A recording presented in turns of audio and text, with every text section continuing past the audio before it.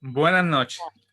Bienvenidos a esta nueva edición de Coloqueo, la número 97 y 12 del 2021. Los coloqueos son conferencias en línea que se coordinan desde el Instituto de Cultura Puertorriqueña y tienen como propósito el discutir sobre temas culturales de Puerto Rico y el Caribe. Yo soy Pablo Luis Crespo Vargas. Para beneficio de nuestros seguidores, la conferencia está siendo grabada para luego ser colocada en el canal de YouTube del ICP. A la vez se estará transmitiendo en el Facebook Live de nuestra institución. Esta noche tendremos la entrevista a Yamila Asise sobre la artista Luisa Hegel, dos pioneras boricuas con Rosario Méndez Vanegas. Buenas noches a nuestras conferenciantes y damos inicio al programa. Hola, muy buenas noches. Muchísimas gracias por la invitación al Instituto de Cultura y al doctor Pablo Crespo. Para mí es un placer presentar a la doctora Yamila Asise Vargas, una intelectual puertorriqueña que ha dedicado su vida académica al estudio de la mujer. Es una de las pioneras en los estudios feministas en Puerto Rico, autora de libros tan importantes como La mujer en la lucha, que ha sido piedra angular para muchos estudios posteriores sobre la mujer y las luchas feministas en Puerto Rico. La doctora Asise lleva publicando artículos de investigación sobre la mujer en distintos ámbitos, en la educación, las ciencias, deportes, temas de la salud, desde finales de los años 70 del siglo pasado. Es graduada de la Universidad de Puerto Rico y de la Universidad de Pensilvania, donde realizó su maestría y doctorado en literatura hispánicas. La profesora Asise es jubilada de la Escuela de Medicina del Recinto de Ciencias Médicas de la Universidad de Puerto Rico, donde dirigió por 15 años el proyecto Salud Mujer, un proyecto de transformación curricular en salud sexual reproductiva. Además, la doctora Asise tuvo a su cargo el desarrollo y la dirección del programa de estudios de la mujer en la UPR en Calley y fue profesora en el recinto universitario de Mayagüez y en la Universidad Interamericana de Puerto Rico, recinto de San Germán.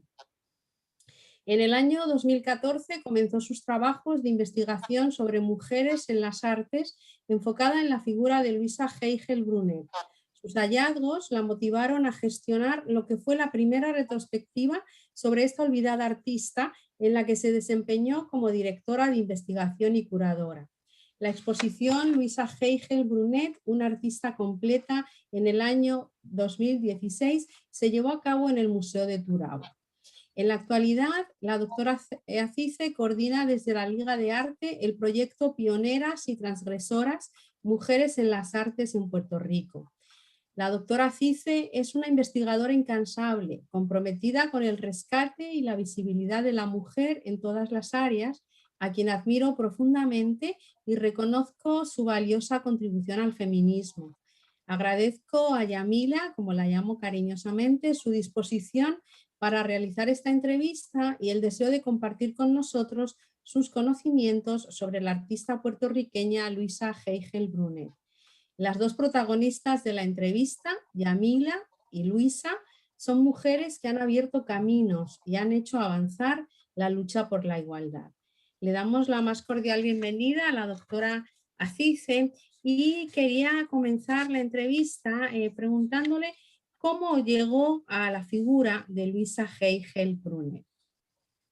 Bueno, primero quiero agradecer a Rosario su interés por este trabajo. Ella también es una investigadora del tema de la mujer y nos conocimos por su libro reciente que admiré mucho. Y también al Posantillano por haber publicado esa entrevista, que así fue que llegó donde el doctor Pablo Crespo del Instituto. Un honor participar de esta jornada que se ha convertido en un espacio realmente muy atendido, acogido y que pues será un legado para el acervo cultural de nuestro país. Pues yo encantada de hablar de Luisa Hegel, es un tema ¿verdad? Que me apasiona, una investigación que me cambió la vida. Yo llegué a donde Luisa Hegel a través de una tesis doctoral que estaba colaborando la profesora Mayra y con el Centro de Estudios del Caribe, y estaba haciendo su tesis allí, y sobre la historia de las mujeres en las artes en Puerto Rico. Y ahí brevemente ella hablaba de Louisa Hay y hablaba pues de lo que se repite, ¿verdad? Unas exposiciones que se habían cancelado. Y bueno, aclarar antes de esto, ¿verdad? De lo que luego continúe haciendo, que esto es una investigación que se apoya en 5 años, ¿verdad? De investigación, y es se enmarca dentro de la investigación de las mujeres en la historia, así como el libro de Rosario, y que se logró hacer esta exposición en 2 museos, ¿verdad? Que al principio no fue fácil ubicarlos, pero el del Turabo y el Museo de la Universidad de Puerto Rico en Mayagüez. Bueno, pues, y aquí están las imágenes de esto. Louisa Hay, ¿verdad? Pues en la historiografía tradicional aparecía, y esto es una muestra, ¿verdad?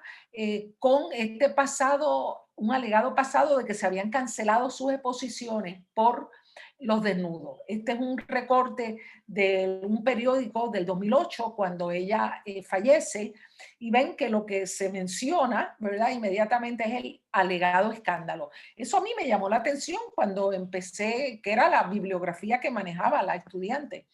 Y dije, pero ¿cómo será eso? Entonces, pues, esto lo repetían catálogos de arte, otras investigaciones.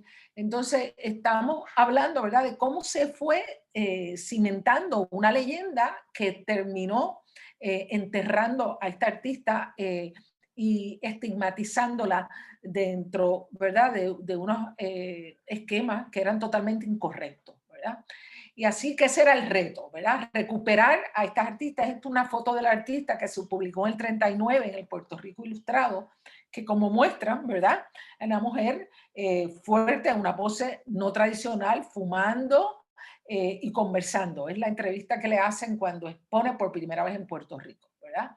Y que este tipo de recuperación histórica es posible gracias a la historiografía feminista, ¿verdad? De nuevo, como lo que hizo Rosario con su libro. Y centrándonos en estas mujeres y en utilizar fuentes de primera mano, ¿verdad? En mi caso, la prensa fue algo valiosísimo y fundamental, y las entrevistas con sus estudiantes. Así que ese fue el reto de investigar a estos alegados escándalos de Louisa. De su biografía, Yamila, ¿cuáles son los aspectos más relevantes que crees que se deben conocer sobre Louisa Hay?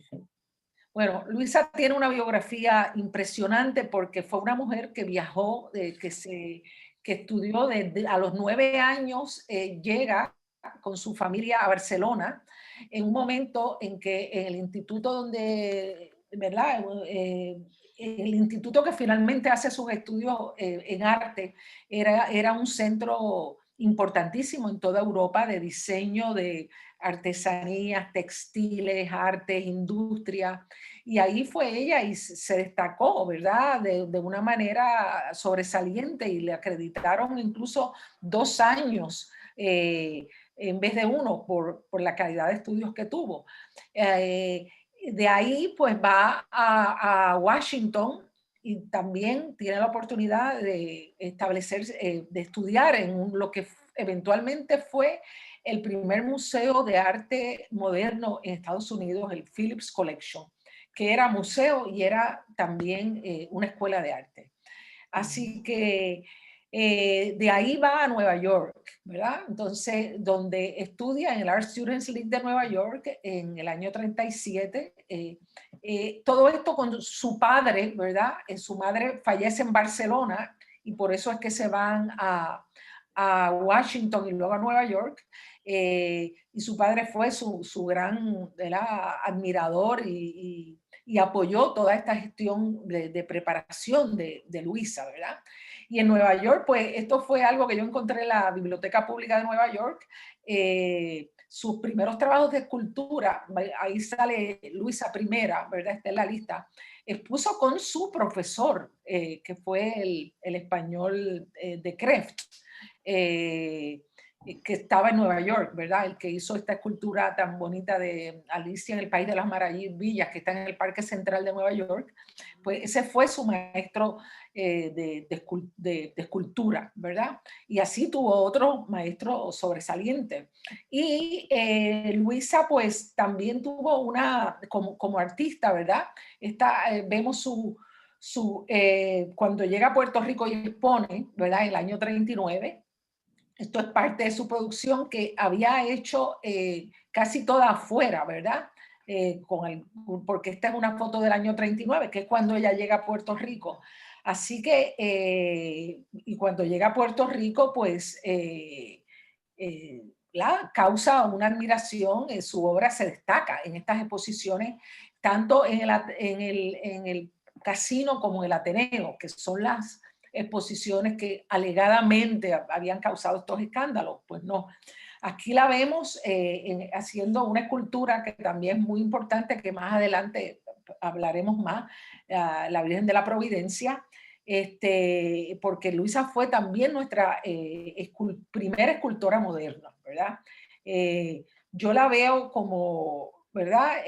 Una figura totalmente renacentista, por todos los campos del arte que cultivó y todos sus intereses.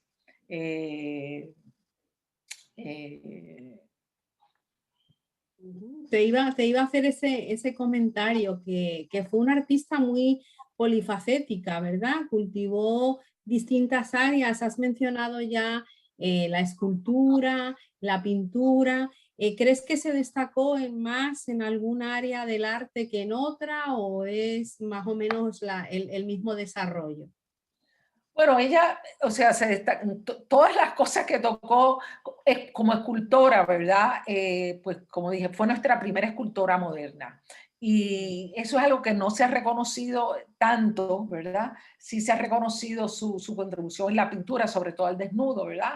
Pero también tuvo una gestión cultural dentro del Ateneo puertorriqueño, que es la imagen que tenemos aquí, ¿verdad? Y una cita de un crítico, historiador del arte, ¿verdad? Muy reconocido, que falleció hace pocos años, Arturo Dávila, que decía sobre Luisa que la dedicación y el entusiasmo de Luisa en el Ateneo no conocieron imposibles, ¿verdad? Ella fue actriz, aquí la vemos en una foto con René Márquez y Mercedes Sicardó. Colaboró muy de cerca en el Ateneo, en el Teatro Experimental del Ateneo, y fue la fundadora de la Galería de Arte. Estos son los años cuando estaba Nilita de presidenta del Ateneo. Nilita y Luisa eran muy cercanas, ¿verdad? Y a veces se dice que fue Nilita la que fundó la Galería de Arte, pero Nilita empezó una gestión, pero quien la lanza y la maneja y por la que organiza las exposiciones fue Luisa, ¿verdad? Y es parte, ¿verdad?, de lo que no se conoce. También fue diseñadora de la escenografía, ¿verdad? Esto es parte de lo que se encontró cuando hicimos la exposición de una obra de Gerald Paul Marín, sus diseños para las representaciones. Entonces, ella también le diseñó todos los atuendos a Maricusa Ornés, una declamadora dominicana que coincidió por esos años en Puerto Rico, aquí también. Aquí está con una escultura, esta escultura Maternidad, desafortunadamente perdida, con el escultor José Buscaglia. Esto fue en la Universidad de Puerto Rico. Así que vemos que fue profesora también. Y gracias a esa gestión pedagógica, pues sus estudiantes, ¿verdad?, pudieron colaborar en la reconstrucción y en la recuperación de esta figura. Así que y también, o sea, hizo genealogía. Las primeras genealogías de Campeche las hizo Luisa Hegel, y fue la que recuperó los archivos parroquiales de la catedral, que estaban apolillados, tirados en cajas, Luisa va, gestiona con el obispo de aquella época y recupera todos esos documentos, los organiza y gracias a ella es que se conservan, ¿verdad? Y tenía una biblioteca impresionante. Esta es una foto de ella con su biblioteca que eventualmente la vende a la Universidad de Connecticut y que se conoce como la Hegel Collection. Está accesible en línea, está todo el inventario de todos los libros. Así que Era una intelectual muy apasionada, parece, por el conocimiento en todas las áreas. Absolutamente, absolutamente. También, ¿verdad? Se la describe como una artista muy transgresora. Es una de las primeras artistas en trabajar el desnudo femenino en Puerto Rico. Explícanos un poquito esa transgresión. Ya has mencionado al principio la reacción, pero háblanos un poco de eso. Sí, bueno, esta, por ejemplo, es una imagen de esa primera exposición en el Casino de Puerto Rico, el 18 de noviembre de 1939. No sé si pueden apreciar en el fondo ¿verdad? Algunos de los desnudos que hay. Fíjense, hay que notar que estas mujeres que Luisa, y esta es otra de las reseñas, ¿verdad? Que también se publicaron, que con el título Las pinturas de la Hegel. Y claro, lo que llama la atención son los desnudos, porque no que fueran los primeros desnudos que se exhibieran en Puerto Rico de mujeres, porque ya otra mujer, Luisina Ordóñez, había expuesto algunos desnudos, de hecho en la Casa de España en el año 38. Pero estos desnudos de Luisa Hegel son unos desnudos donde la mujer tiene una posición protagónica, no como modelo o accesorio o decorativo, sino que son mujeres con personalidad, que miran de frente, con fuertes, ¿verdad? Y pues también son mujeres negras, mujeres mulatas, que no era un tipo de mujer que veíamos en la pictórica, ¿verdad? De aquella época, que cuando sí aparecían mujeres negras eran más en función, yo diría, con un tono folcloricista, que una proyección de una mujer en sí misma, ¿verdad? Así que esta contribución que ella hace al desnudo, ¿verdad? Y a la mujer, ¿verdad? No solamente al desnudo, a cómo se presentan estas mujeres, es realmente radical y revolucionaria para aquella época. Pero también Luisa, ¿verdad? Se destaca, y este es su autorretrato, que también, o sea, pocos autorretratos de mujeres ¿verdad? No había tantas mujeres pintoras, pero y esta es otra mujer, Lorenza la Lavandera, ¿verdad? Vemos, ¿verdad? Esa actitud de desafío, de firmeza, y esta, ¿verdad? Y es muy importante este pensamiento que ella esboza en una entrevista que le hacen en el año 39, cuando se publican cuando se exhiben por primera vez estas pinturas en Puerto Rico. Y a mí esto me parece tan hermoso, ¿verdad? Esto que dice Luisa, cuando le preguntan que por qué se dedica al desnudo, y ella dice, por eso yo me dedico principalmente al desnudo. En una persona se puede encontrar infinitos colores y transparencias que difícilmente se encuentran en otro tema. Además, hay que darle la vida que esos colores tienen en la materia humana. Entonces es la pintora que le infunde vida al ser humano, que en esa pintura quiere recuperar, ¿verdad? Esa sutileza, esas diversidades de tono, ¿verdad? A mí me parece eso ¿verdad? Un pensamiento realmente hermoso, ¿verdad? Y también, que es una pintura del 38, que pues no se ha podido ver en Puerto Rico mucho, aunque es, ¿verdad?, propiedad de un museo, que se llama Dominga, ¿verdad? Probablemente fue pintada en Nueva York porque es el año 38, ¿verdad? Que también de nuevo tenemos esa mujer mulata que mira de frente con tanta seguridad y Pero también, pues, esta es otra mujer que no es una mujer, ¿verdad? Obrera, sino es una mujer por el collar, por la pose, por los tules, rica, pero también, ¿verdad? Quizás una mujer más acomodada, pero que de nuevo, ¿verdad? Vemos esa sensualidad.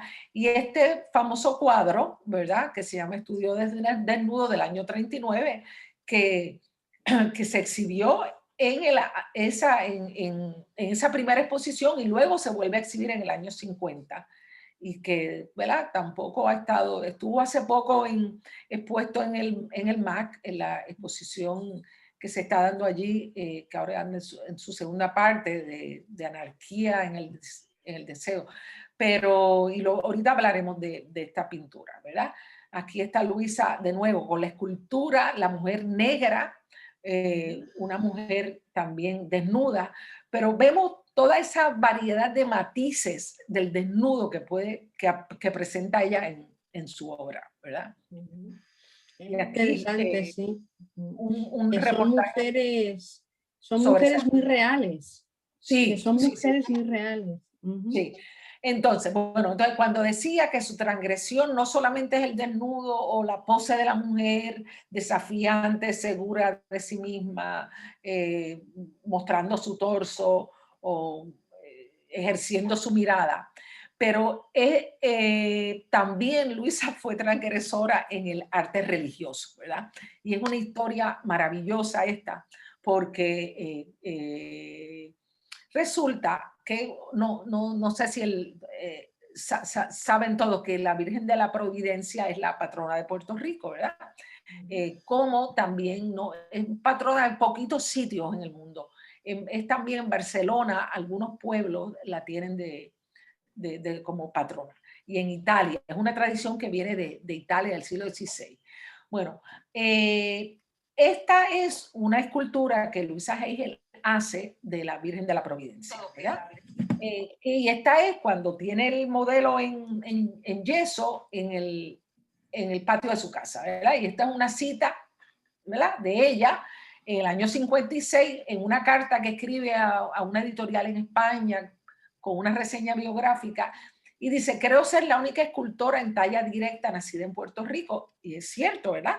Ella fue nuestra primera escultora moderna, ¿verdad? ¿Y qué pasa? Ahora, pero ¿cuál es la historia de esta talla? Que una de las primeras reseñas críticas que salieron sobre la escultura fue de la escritora e intelectual Margot Arce. Margot Arce, pues, tiene un ensayo de 3 páginas que se llama Una imagen puertorriqueña de la Virgen de la Providencia, publicada en el primer número de la revista del Instituto de Cultura. Y eso es un número antológico porque fue el primero, y además ese ensayo es una joya. Porque estamos hablando de unos años en que la Iglesia Católica hay una polémica sobre las representaciones religiosas y cuánta libertad pueden tener los artistas en las representaciones religiosas, ¿verdad? Y en eso viene Luisa con una virgen que rompe la tradición porque no tiene, más adelante le voy a mostrar, y una imagen que doña Margot, ¿verdad? La cataloga, ¿verdad? Como en parte esta se llama como un hito en el arte religioso en Puerto Rico, ¿verdad? Y se instala aquí en esta iglesia de Bayamón. ¿Qué pasa? Cuando hicimos la exposición, cuando estábamos haciendo los preparativos, aunque sí su familia tenía una virgen, tenía la escultura, el modelo en yeso, estábamos buscando la pieza fundida en bronce, ¿verdad? Porque era mucho mejor y iba a ser mucho más bonita. Fuimos a la iglesia de Bayamón y no estaba la virgen, ni sabían dónde estaba la virgen. Bueno, entonces pues ahí, bueno, hicimos algunas gestiones, llamadas a la Iglesia Católica, nadie sabía la Virgen. Bueno, esta es, aquí a mano derecha, vemos cómo es la imagen tradicional de la Virgen. Bueno, ¿qué pasa? Cuando se hace la exposición, el Nuevo Día publica una reseña voy a adelantarme un poco, ¿verdad? Esta reseña, y ven ahí la Virgen, ¿verdad? Y esa era la Virgen en yeso, el modelo en yeso que teníamos. ¿Qué pasa? Pues el dueño de la Virgen en bronce leyó el reportaje. Entonces nos llamó y nos prestó la Virgen, ¿verdad? En bronce, pero además nos hizo la historia de la Virgen. Y es muy interesante porque la historia de la Virgen es que esta señora, que era la mamá del dueño de la Virgen y su esposo, pero la señora, doña Dolores Barroso, ella iba a la iglesia de Bayamón y ella a una amiga no le gustaba cómo aparecía la Virgen en esta imagen tradicional, que de hecho fue una imagen que se introdujo en el siglo XIX, un obispo catalán es quien diseña esa imagen, ¿verdad? Y así se trae a Puerto Rico. Yo he escuchado, una vez que comencé a hacer esta investigación, a muchas mujeres que esa imagen no les gusta como imagen maternal porque piensan que el niño Jesús está ahí tirado, ¿verdad? Que está a punto de caerse, ¿verdad? Pues esa preocupación era la misma que tenía Dolores y estas otras amigas de Dolores. Así que hicieron, como diríamos en Puerto Rico, un serrucho y fueron a donde Luisa Hegel para que Luisa Hegel les hiciera una Virgen de la Providencia, pero no con esa imagen tradicional. Y entonces, pues, el resultado fue esta hermosura, ¿verdad? ¿Verdad? La tuvimos en las dos exposiciones, fue algo muy mágico, ¿verdad? Que en este caso la cita es de Arturo Dávila, ¿verdad? Donde dice, ¿verdad? Ejemplar de arte sacro con un raro equilibrio que elude el sentimentalismo lacrimógeno habitual. Él decía que también más adelante cuando habla de la Virgen, que de cualquier jíbara endomingada podía rezar ante esa Virgen, ¿verdad? Por la accesibilidad, por la sencillez, bueno, así que, bueno, entonces el hijo de Doña Dolores, o sea, el dueño de esta obra, ¿verdad? De esta escultura de Luisa, nos hizo la historia de que, bueno, su mamá, sus amigas lograron poner a la escultura en la iglesia de Bayamón, pero que un sector tradicionalista de la iglesia comenzó a objetarlo y al tiempo, no tengo el tiempo exacto, cuánto fue que sobrevivió la Virgen expuesta, la sacaron. Y eventualmente la Virgen terminó en el dormitorio de las monjas. Y cuando este es el dueño, ¿verdad? El hijo de Doña Dolores, cuando su mamá fallece, él quería recuperar la Virgen, porque como no estaba expuesta, pues decía, pues yo la pongo en mi casa. Cuando él empieza a hacer las investigaciones, iba a la iglesia de Bayamón, pero claro, pero no la encontraban, porque a él no le daba acceso al dormitorio de las monjas. Así que una vez mueven a las monjas del dormitorio, bajan a la Virgen y por esas causalidades de la vida, que no son casualidades, un conocido del hijo de Doña Dolores ve la Virgen y así él entra en negociaciones con la Iglesia Católica y le compra a la Virgen. Entonces, pues luego yo digo que son las apariciones y desapariciones de la Virgen, porque pues volvió a aparecer la Virgen, ¿verdad? Todo, ¿verdad? Esta historia para mostrar, ¿verdad? Que la transgresión de Luisa, pues iba más allá de los desnudos, ¿verdad? Y también tiene, por ejemplo, ella una Virgen embarazada, ¿ok? Que también es una escultura que está en el Instituto, que está en el Instituto de Cultura, que fue una imagen que la Iglesia Católica a fines del siglo XVI comenzó a desalentar, ¿verdad? A un poco prohibir que las vírgenes estuvieran embarazadas, ¿verdad?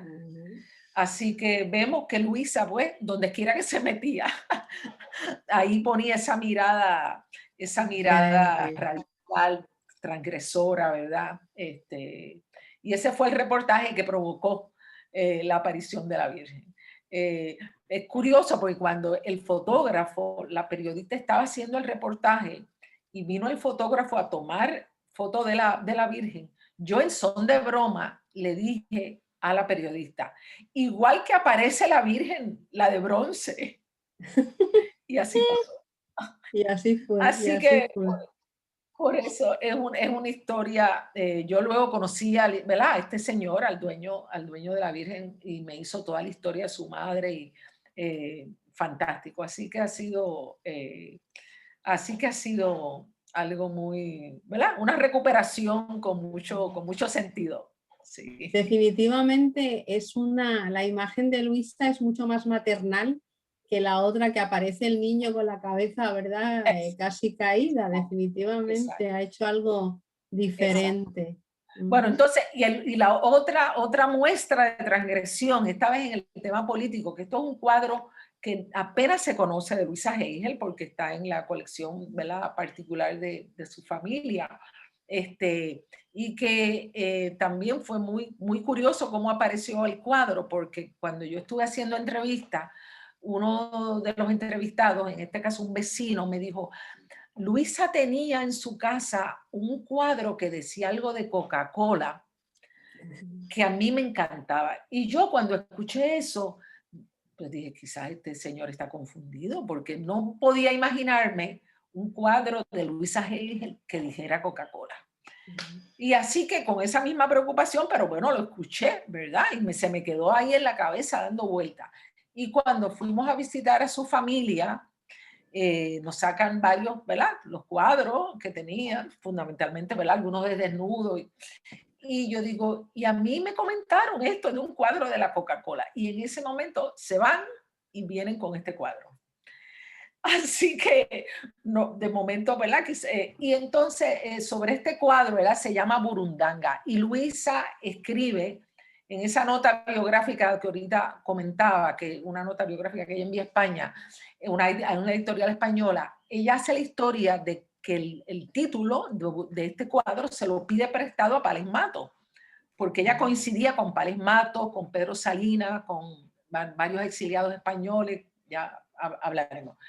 Y ella le pide a Pález Matos que si le deja usar el título Burundanga. Así que este cuadro se llama Burundanga, que como sabemos, ¿verdad? Es una voz africana que significa plato compuesto de varias hortalizas, pero que también se aplica a otras situaciones que presentan un enredo. Entonces aquí vemos, ¿verdad? Y ella habla de cómo quiso en la paleta del pintor, vemos ahí la paleta del pintor, están las representantes de los tres herencias culturales nuestras, ¿verdad? La indígena, la española y la africana, pero esa paleta colgadas de un rótulo de la Coca-Cola.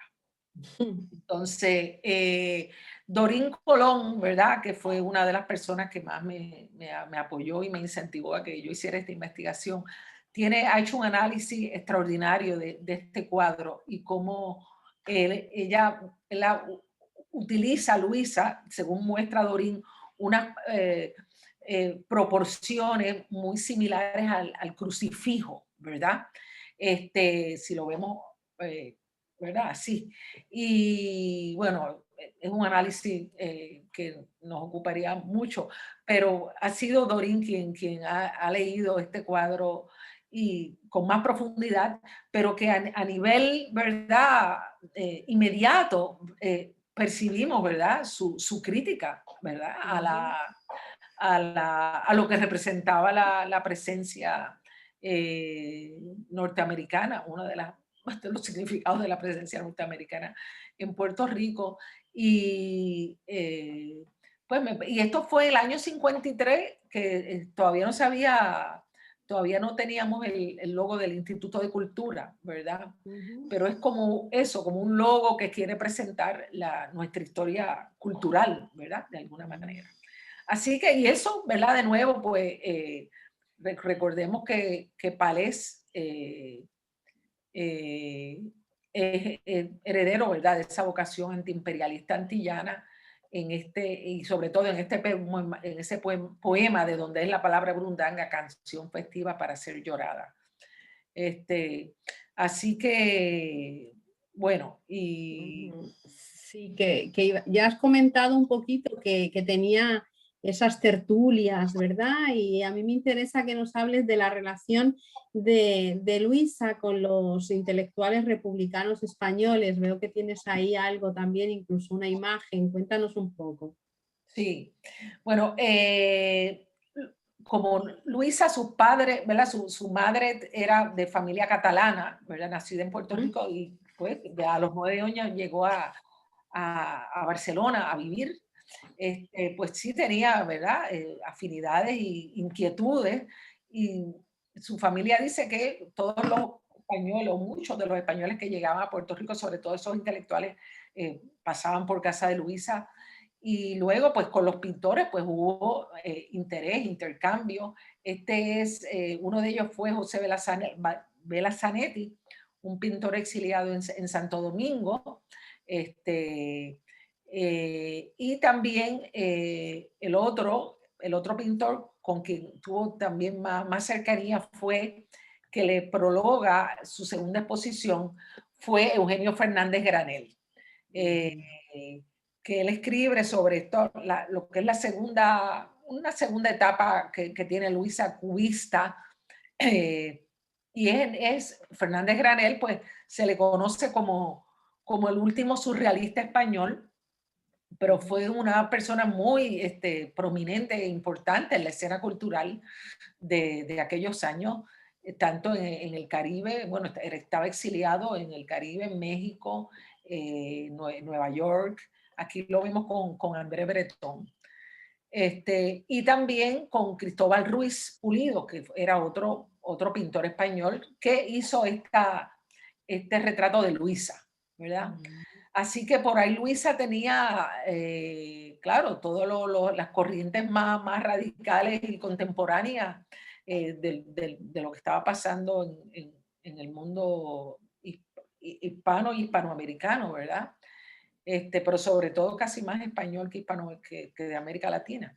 Y luego es curioso también que es un historiador español exiliado por algunos años en Puerto Rico, Juan Antonio Gaya Nuño, que escribió un libro sobre la pintura puertorriqueña, y él es uno de los pocos historiadores que le hace justicia a Luisa Hegel. Entonces es interesante, ¿verdad? A veces las personas cuando vienen de afuera, ¿verdad? Pueden ver con más serenidad o menos, y no fue que ella no la reconocieran, como vamos a ver en su época, pero luego a nivel de lo que fue los historiadores o la historia oficial, pues ¿verdad? No quedó clara y no se le hizo justicia, ¿verdad? Y Gaya Nuño reconoce sobre todo su gran contribución a la escultura, ¿verdad? A la pintura también y a la escultura, porque tradicionalmente, y no es para quitarle, ¿verdad? Pero se ha visto a Compostela, quien era español y esposo de Margot Arce Vázquez, como el precursor de la escultura en Puerto Rico. Pero no, Luisa ya antes que llegara a Compostela había comenzado su producción escultórica en Puerto Rico.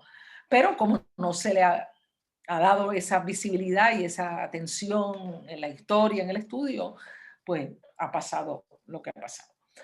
Pero en fin. Muy bien. Su labor como educadora, Yamila, sé que fue profesora universitaria también. Cuéntanos un poco de esa faceta de ella como educadora. Pues como dije al principio, yo entrevisté cerca de 50 estudiantes de ella. Rafi Treyes fue una fuente de apoyo y de entusiasmo, ¿verdad? Fundamental, porque él la reconoce como una de sus mentoras. Nelson Zambolín, Nora Rodríguez, Ibeliz Jiménez, Elizama Escobar, o sea, todos nuestros grandes pintores contemporáneos, ¿verdad? Desde el siglo XX, fines del siglo XX, y este siglo pasaron por las manos de Luisa Hay y Dalia Pérez Garay, Dean Saya, y todos me hicieron cuentos y cuentos de la devoción, dedicación, cultura, exigencia de Luisa. Y fue gracias a ellos, ¿verdad?, que toda esta reconstrucción se hizo posible. Cucuza Canino, que fue quien recopila gran parte de esa bibliografía que luego hemos utilizado todas las personas que han escrito sobre Luisa Hay. Fue también bueno, fueron fundamentales para eso, para que no se olvidara y mantener ese legado de Luisa. Y su labor, Yamila, como muralista. Ella también trabajó, ¿verdad?, el muralismo. ¿Se ha conservado alguno de sus murales? ¿Hay alguno? Bueno, pues desafortunadamente, fue una muralista, hizo 3 murales, no, hizo 2 murales y dejó uno en proyecto que no se logró, pero el más famoso de todos fue este que tenemos aquí, que esto fue otra de las cosas que pudimos recuperar, porque este mural se conocía en su instalación aquí estamos Luisa instalando su mural con una cita, como ven, que dice, describiendo el mural: de 42 pies de largo por 12 pies de alto, fue hecho con cerámica hechas en Puerto Rico. Hice varios bocetos, ¿verdad? Todo el proceso, y ahí está ella supervisando la instalación del mural. Entonces ese mural se instala en la fábrica de la Lotus en Barceloneta, y así es que queda. Esta foto, pero ¿qué pasa? En el año 2010 era un referente paisajístico para miles de puertorriqueños. Yo pasaba por esa carretera frecuentemente porque íbamos a San Sebastián. Mi hermana lo recuerda vívidamente, yo desafortunadamente no lo recuerdo. Pero he hablado con personas que incluso me contaban que se peleaban con el hermano o la hermana para estar al lado del carro, de la ventanilla, cosa de poder ver el mural. O sea, una historia, porque claro, ahí es... ¿y qué pasa? El mural, el arquitecto Jorge Rigao y su hijo trataron de salvarlo, pero el alcalde dijo que todo lo viejo había que tumbarlo. Y así se fue el mural de nuestra Luisa Hay. Y, ¿verdad?, como el mural pues tiene las frutas de los jugos que producía en la fábrica Lotus, ¿verdad?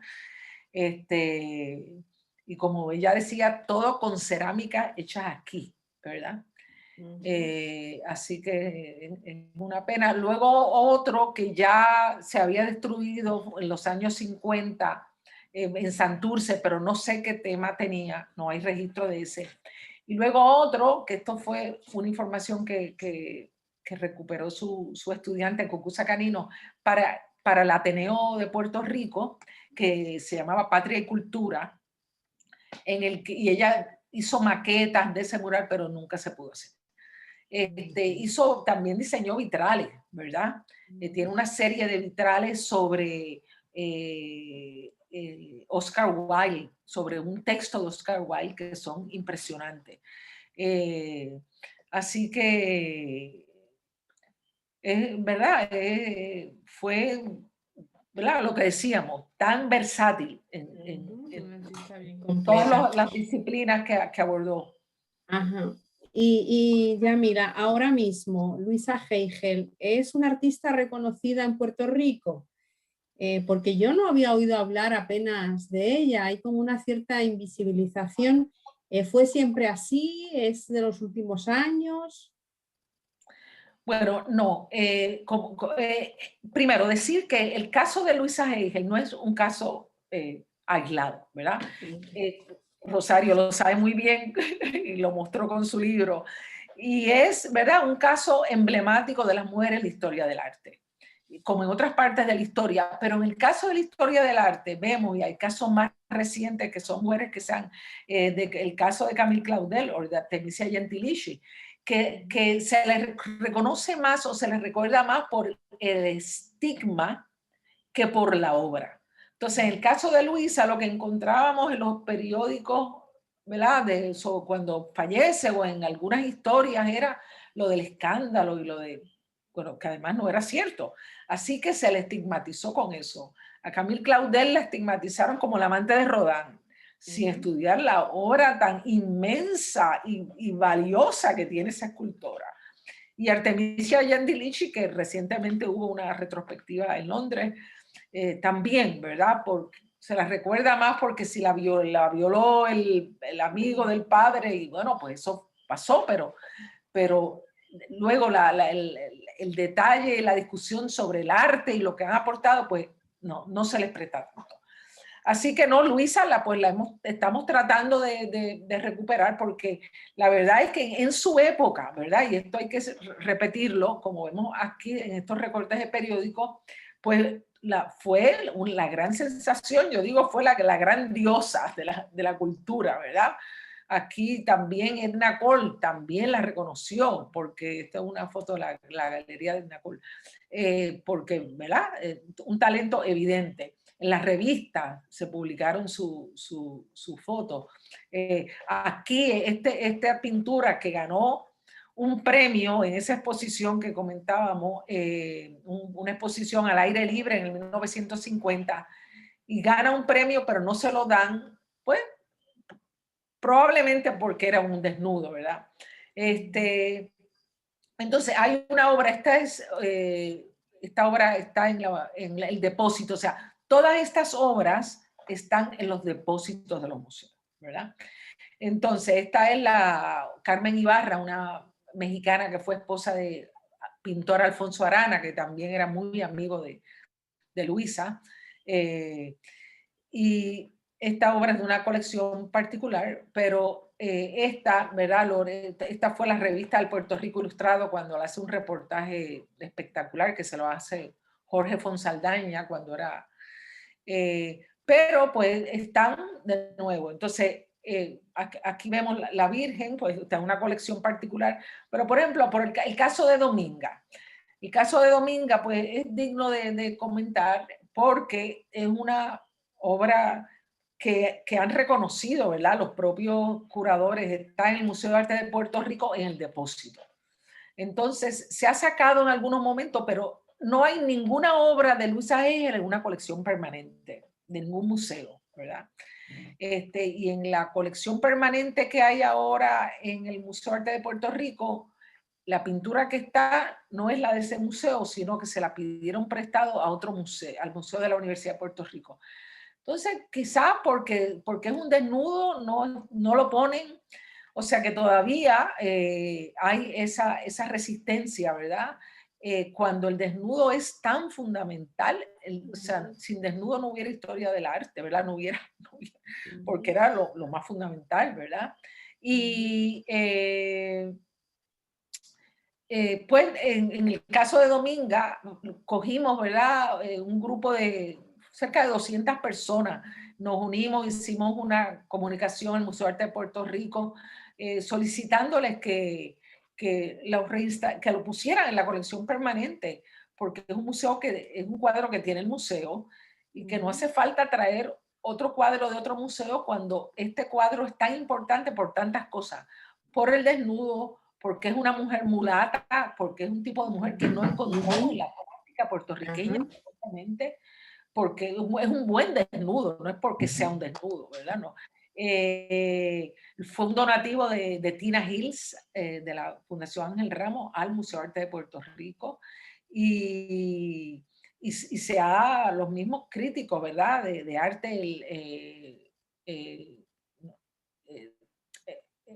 José Antonio Pérez Ruiz ha destacado el valor, ¿verdad? de esta pintura dentro de la colección del Museo de Arte de Puerto Rico. Pero bueno, estos reclamos no son originales nuestros. Otras personas, recientemente en Madrid, un cuadro de una francesa, Rosa Bonheur, que estaba también en el depósito, se generó una campaña y ese sí que lo reinstalaron. Bueno, pero ciertamente, sea en el museo o también en los currículos de arte, hace falta que hablemos más de Luisa Hegel y conocer su obra. Y quería mostrar ¿verdad? Una obra que no se conoce porque nunca se expuso, que fue lo de los monstruos, ¿verdad? Que son como 700 dibujos. Muy, muy interesante, es una obra que fue la última producción que ella hizo y que de la cual Dorín Colón hizo una conferencia para las jornadas de transgresoras y pioneras que estuvimos haciendo en la Liga de Arte de San Juan. Así que también de una modernidad, ¿verdad? Aunque los monstruos son figuras presentes históricamente, ¿verdad? En el arte, también evidencian, ¿verdad? Una modernidad en las temáticas, ¿verdad? Que Luisa presentó como violencia hacia las mujeres o las cirugías estéticas, o, ¿verdad? Una serie de temas. Así que, pues, pensamos que hay un video, ¿verdad? Quería comentar, la cineasta Carla Cabina hizo un video de 5 minutos que se consigue en las redes, en Vimeo, y que es una buena, que puede ser útil para, ¿verdad? Una clase de arte, y está accesible, ¿verdad? Sin ningún, totalmente disponible, porque pienso que, ¿verdad? Que tenemos una deuda en términos de reconocer las aportaciones que ella hizo a la historia de la pintura, de las artes en Puerto Rico, ¿verdad? Y de eliminar de una vez por todas esas versiones equivocadas, sobre todo, pero, ¿verdad? También estigmatizadas, ¿verdad? Hay ya varios de los estudiantes, ¿verdad? Me comentaron que, pues, en aquella época, ¿verdad? A las mujeres que eran así, que usaban pantalones, que fumaban, que ella se quedaba hasta tarde trabajando en su taller de escultura, pues las llamaban marimachas, ¿verdad? A las sufragistas las llamaban marimachas, ¿verdad? Era la palabra de aquella época, ¿no? Así que cuando Luisa, ¿verdad? Es lógico preguntar si por cómo es que esa leyenda se apodera de la historiografía, ¿verdad? Porque en su época sí se le reconoció, ¿verdad? Entonces, la explicación que he encontrado es que al ella jubilarse y desaparecer de la vida pública, ¿verdad? No estaba ahí ¿verdad? No defenderse, porque ella no era una persona antagónica pero pues para estar presente y, ¿verdad? Mostrar su obra o participar de esa conversación cultural. Entonces, pues, se apodera, ¿verdad? Esta leyenda distorsionada, ¿verdad? Que esperamos que se recupere. Y entonces, y quería también compartir que fue la jornada, la primera conferencia que abrimos de estas jornadas pioneras y transgresoras, que se la dedicamos a Luisa y a los monstruos, ¿verdad? De toda la producción de monstruos, que Dorín Colón hizo una presentación estupenda y luego fue comentada por Rafi Treyes, y la verdad que fue en la Escuela de Artes Plásticas con el apoyo de la rectora y toda la facultad. Fue una actividad que, pues, desafortunadamente no pudimos continuar por la pandemia, pero que confiamos retomar en algún momento. Y también comentar que ahora hay otras mujeres, ¿verdad? Con Luisa el caso es más prominente por toda esta leyenda que se forjó alrededor de ella, pero ahora, de cara al Congreso del coloquio de la Asociación Puertorriqueña de Investigación de las Mujeres, tenemos un panel que vamos a hablar de otras mujeres, y que Rosario también tú vas a participar, y vamos a hablar de Luisina Ordóñez, de Cecilia Horta, de otra escultora que, ¿verdad? Que también son como Luisa, mujeres que han hecho unas aportaciones súper importantes, súper valiosas y que, pues, y que queremos rescatar. Compartir con ella, Pues, con Puerto Rico ese legado.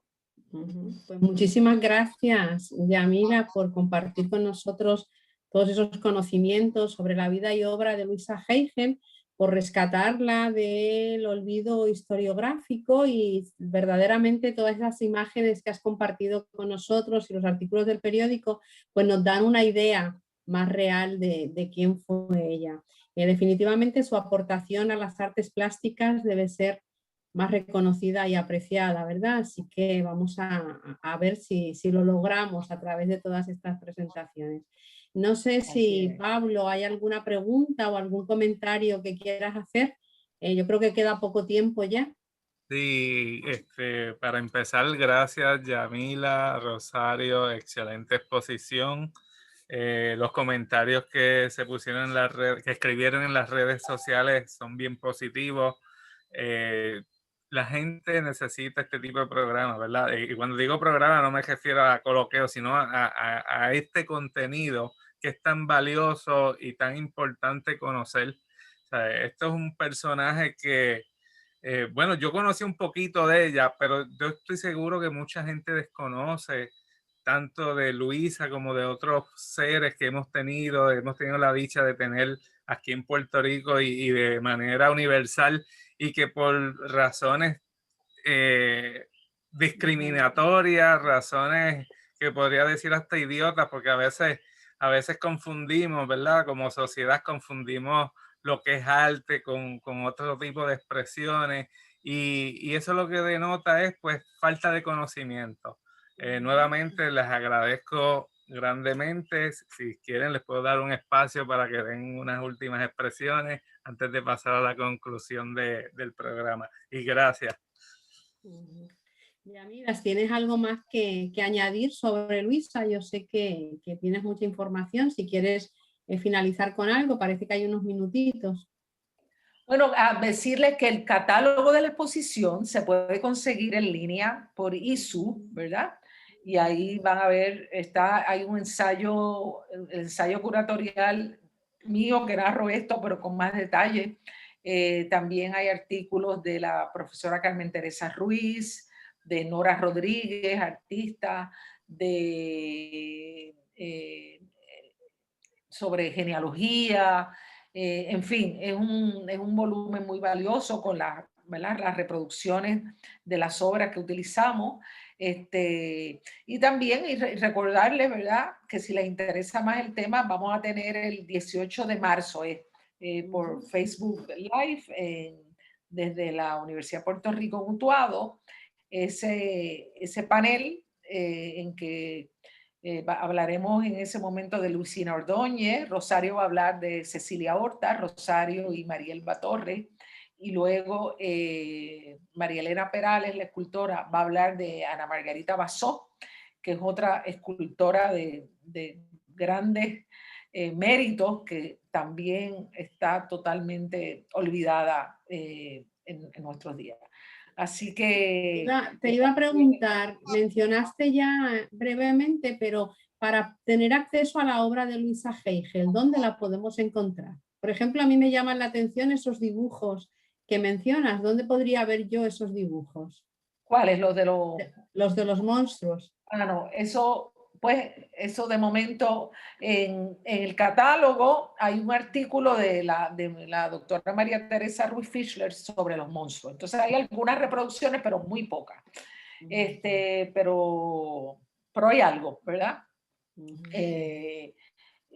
Luego, pues, a los museos, ¿verdad? Hay que pedirle desde donde podamos que los museos saquen esa obra, o sea, excepto ese cuadro que hay ahora mismo en el Museo de Arte de Puerto Rico en su nueva colección permanente, no hay ninguna obra de Luisa Heigen, o sea, que expuesta en ningún sitio en Puerto Rico. No Y se eso puede ver. es muy grave porque esta fue, como digo, nuestra primera escultora. Sus contribuciones al desnudo, a la figura humana, a la pedagogía del arte, o sea, fueron enormes, ¿verdad? Y eso lo dicen sus estudiantes. Así que, pues, pedir desde, ¿verdad? A los museos hacer vocal esa solicitud, a ver si podemos lograr, porque, o sea, un artista, si no está su obra, no existe, ¿verdad? En ese sentido en el museo. Así que Gracias. esperemos que Sí, gracias un millón. Ya que Yamila lo menciona, estoy dando ahora un anuncio que próximamente en 2 semanas, si no me equivoco, vamos a tener a Sandra promocionando el coloquio de historia de las mujeres aquí en Coloqueo. La promo debe estar saliendo ya para la próxima semana. Ahora mismo no tengo el dato del día exacto, pero nada, lo vamos a estar discutiendo. Nuevamente, Yamila, gracias. Rosario, muchísimas gracias. Aprovechamos para anunciar que nuestro próximo coloqueo será el jueves 11 de febrero. No, perdón, me equivoqué. Hoy es 11. Sí, hoy es 11, sí. El martes 16 de febrero a las 7 p.m., cuando tendremos la conferencia La poesía arma otro cuerpo, presentación del libro Invisibilidades de Tania Anaid Ramos González, Azula. Por lo pronto me despido y una vez más agradecido de poder compartir con ustedes en estas noches repletas de cultura. Buenas noches, gracias, saludos a todos y gracias por su participación. Gracias, Rosario. Gracias a ti, Yamila. Gracias a ambas.